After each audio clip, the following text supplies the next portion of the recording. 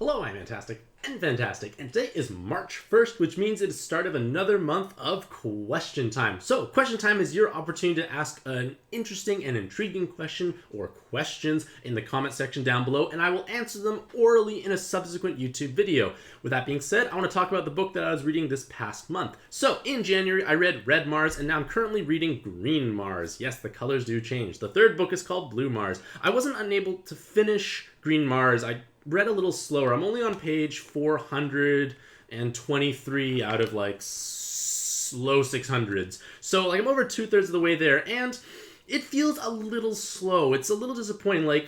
I found this series by looking up books that have won the Hugo or Nebula or both of those ideally, and I forgot which of the books in this series, whether it's Red, Green, or Blue Mars, that won various awards, but the Green Mars apparently won the Hugo, and it's just feeling a little draggy and a little slow. Like I said, I'm over 400 pages in. There is some development. There are some unique and novel ideas that I thought was quite interesting, but a lot of parts are a little dry, almost like the surface of Mars pre-colonization, just dry. And it's a little slow and it's a little frustrating. The concept of the series is we're trying to colonize Mars, and the first book is all about the first 100 taking a one-way ticket journey to Mars and trying to colonize it, and obviously they seem pretty successful because there's subsequent books. So it's still an interesting read.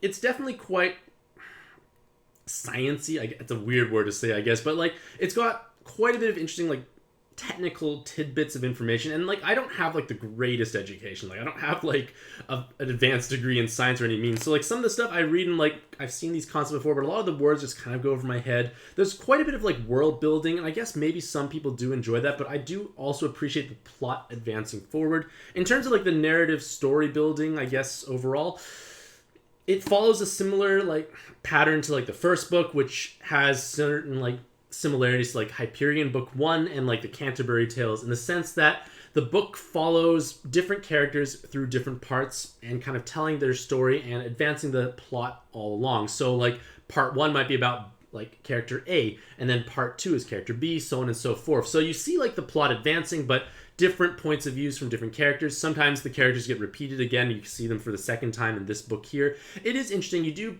develop some sort of attachment. Some characters that I didn't have too much sentimental attachment to gave quite a bit more oomph, so to speak. They have a bit more depth or volume in this book, which is nice. But again, the plot is moving a little bit slowly, I feel. But again, I do have about 200 pages left, and maybe it's going to pick up and become quite exciting. The first book was quite exciting for the most part, aside from the very end. But I feel I still will read. I'm also going to finish this, and I probably will definitely read Blue Mars, because I might as well figure out how the story ends. So with that being said, hopefully all you lovely ladies and gentlemen have a truly fantastic day.